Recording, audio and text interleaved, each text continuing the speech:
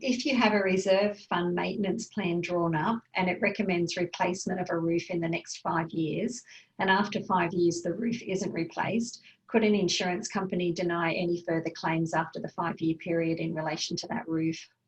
Yeah, good question. So it depends on whether the insurer, whether the report states that there's a defect, error, or omission with the roof. All right. So maintenance issues may not be a defect, error, or omission. So if the roof is found to be defective, and then there is an exclusion around non-rectification of defects, errors, or omissions you were aware of.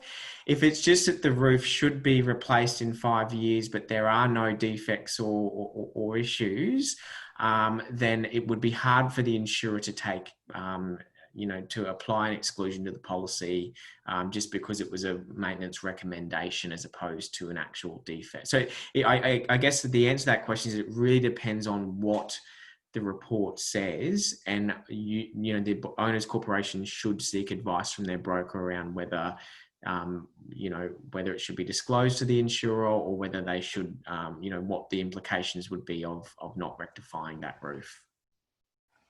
Okay.